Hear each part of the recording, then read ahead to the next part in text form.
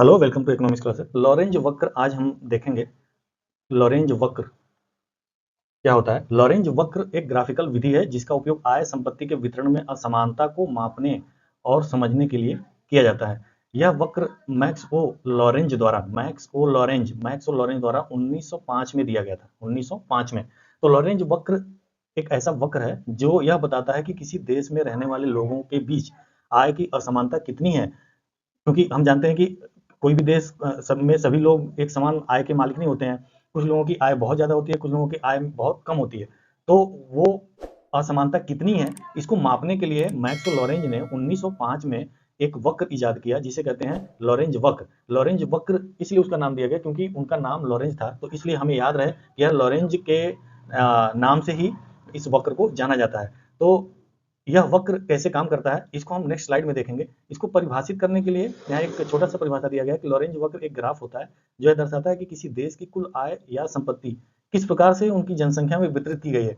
किसी देश में आय और संपत्ति लोगों के बीच किस प्रकार से वितरित है, कौन कितने संपत्ति का मालिक है, कितने प्रतिशत लोग कितने संपत्ति के मालिक हैं, कितने प्रतिशत लोग कितने संपत्ति के मालिक हैं। तो ये वक्र बताता है कि उस देश में कितनी असमानता है। तो उदाहरण के लिए हमने यहाँ पे एक डेटा लिया है, जनसंख्या प्रतिशत को लिया है और संचयी आय को लिया है। कितने प्रतिशत लोगों के पास कितना आय है, उदाहरण के लिए है ये। माना कि किसी देश में अर्थव्यवस्था में 20% लोगों के पास कितना है, 5% संचयी आय है, 40% लोगों के पास 15% आय है, 60% लोगों के पास 30% आय है, 80% लोगों के पास 55% आय है और इस प्रकार 100% लोगों के बीच में 100% आय वितरित हो गया है। ये ऊपर जो दिखाया गया है इसको ये ग्राफ के माध्यम से दिखाने के लिए हमने ये वाई एक्सिस है और ये एक्स एक्सिस है। इस वाई एक्सिस पे हमने दिखाया है संचयी आय को, संचयी आय इसको ऐसे लिख दे तो ठीक रहेगा। ये प्रतिशत जनसंख्या है जो ये बताता है कि कितनी परसेंट जनसंख्या के पास कितना आय है।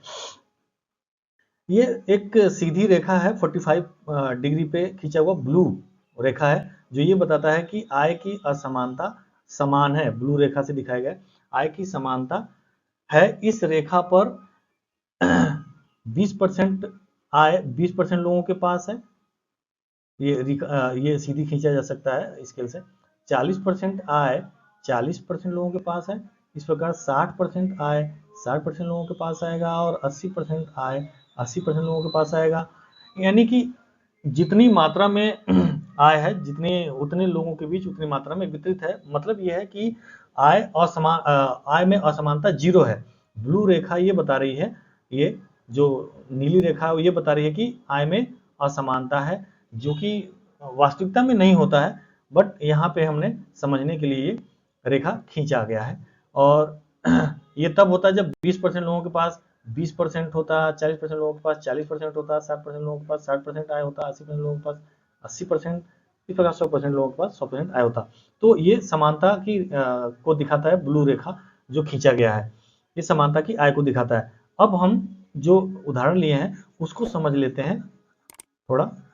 इसको पहले हम मिटा देते हैं इस प्रकार से, ठीक है।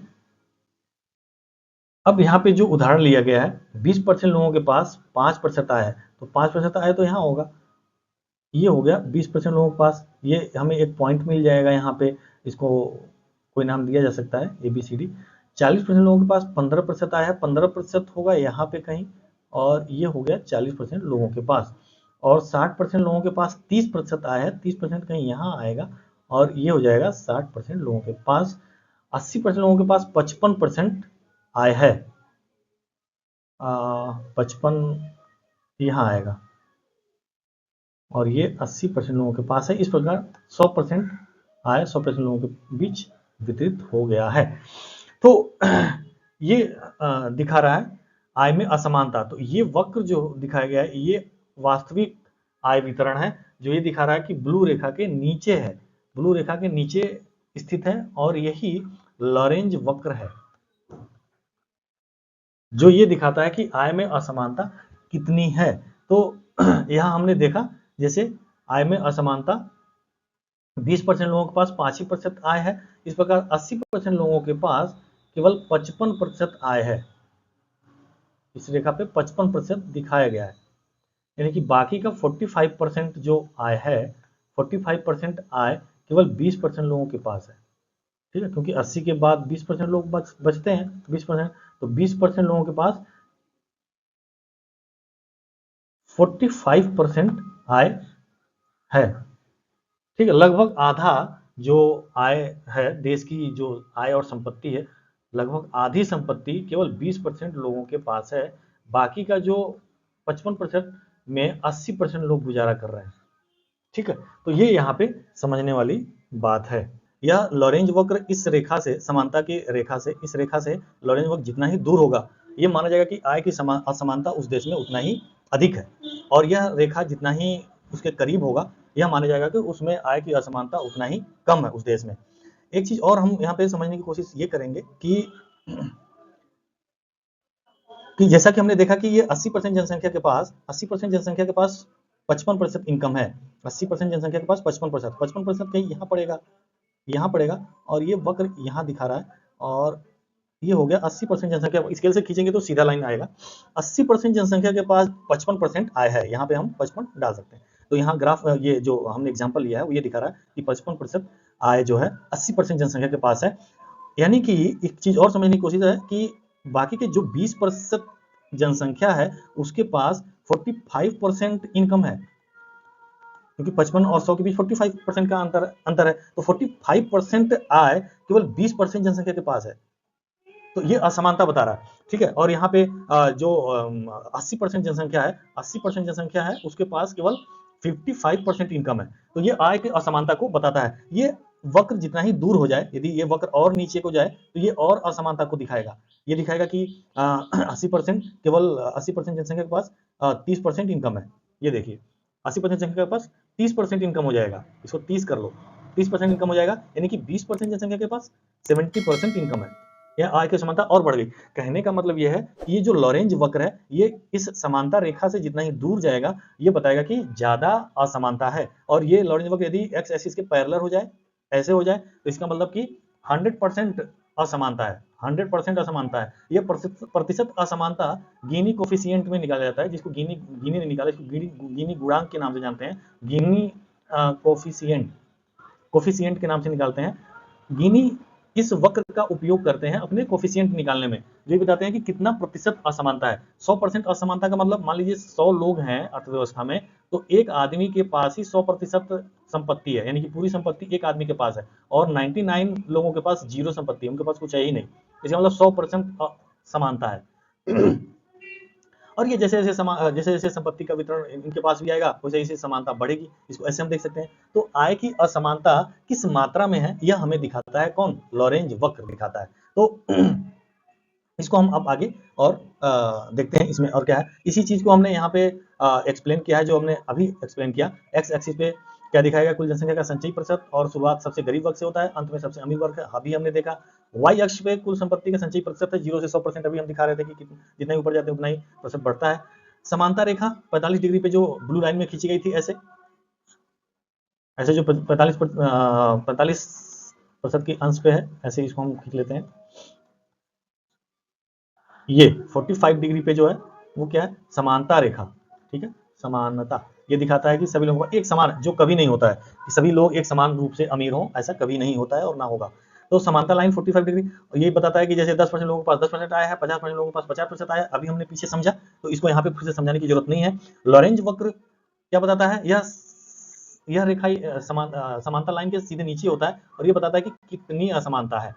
तो यह रेखा जितना ही नीचे होगा उतना ही बताएगा कि उस अर्थव्यवस्था में उतना ही असमानता है। ठीक है, तो ये हम समझ चुके हैं। नेक्स्ट पे चलते हैं। लॉरेंज वक्र की कुछ मुख्य बातें यहाँ पे दी गई हैं। लॉरेंज वक्र असमानता को दर्शाने वाला ग्राफ है। ठीक है, ये हमने देखा कि कैसे वो असमानता को दर्शाता है। यह बताता है कि किसी देश की कुल आय संपत्ति का वितरण कैसी है।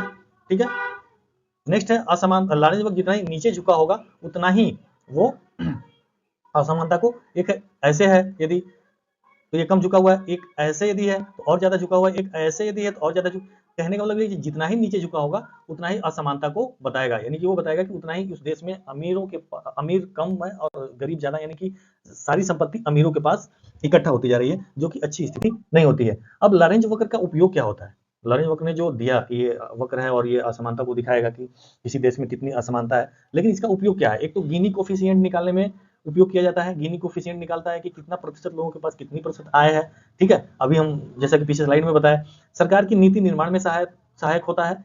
गवर्नमेंट को पता चलता है कि अरे हमारे देश में तो बहुत ज्यादा असमानता है, तो हमें कुछ नीतियां बनानी पड़ेंगी, यानी कि टैक्स अमीरों से ज्यादा लें और गरीबों को ज्यादा राशन बांटें, गरीबों को ज्यादा रोजगार दें, गरीबों को ज्यादा हम मदद दें, रोटी कपड़ा मकान और सड़कें बनाएं। तो इससे गवर्नमेंट को पता चलता है कि हम किस तरह की नीतियां बनाएं जिससे कि लोगों को ज्यादा से ज्यादा हेल्पफुल हो।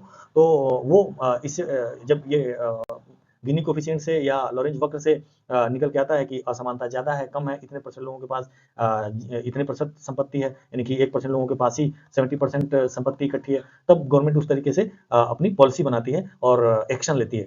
गरीबी सामाजिक असमानता को मापने में मदद करता है, कितने लोग कितनी गरीबी की स्थिति में है, समाज में कितना असमानता है, किसी के पास कपड़े नहीं है, किसी के पास रोटी नहीं है खाने को, लोग भूखे मर रहे हैं, और किसी के पास कुत्तों को खिलाने के लिए दुनिया भर के मक्खन और मलाई है। तो वो किस तरह से हम मैनेज करें, वो इसमें बताया जाएगा। निष्कर्ष के रूप में हम कह सकते हैं कि लॉरेंज वक्र एक प्रभावी उपकरण है जो यह दर्शाता है कि समाज में आर्थिक संसाधनों का वितरण कितना समान या असमान है। यह सामाजिक न्याय और समानता की दिशा में महत्वपूर्ण जानकारी देता है। तो यह हम निष्कर्ष में पाते हैं कि लॉरेंज वक्र हमें ये बताता है कि किसी देश में या किसी समाज में कितनी असमानता है और उसको दूर करने के लिए हमें कितनी जरूरत है, कितना समाज में अन्याय है, क्योंकि क्राइम फिर बढ़ेगा यदि लोग गरीब रहेंगे, उनके पास कुछ खाने को नहीं रहेगा, कुछ लोगों के पास बहुत ज्यादा अमीरियत रहेगी, तो उनको फिर वो करप्शन करेंगे, मर्डर करेंगे, फिर चोरी करेंगे, डकैती करेंगे और साइबर क्राइम करेंगे, ये सब चीजें फिर बढ़ेंगी, तो ये सामाजिक न्याय नहीं हो पाएगा। तो इसलिए जरूरी है कि उसमें हम ज्यादा से ज्यादा न्याय को बढ़ावा दें। थैंक्स फॉर वॉचिंग, मिलते हैं एक नेक्स्ट वीडियो में। Keep watching.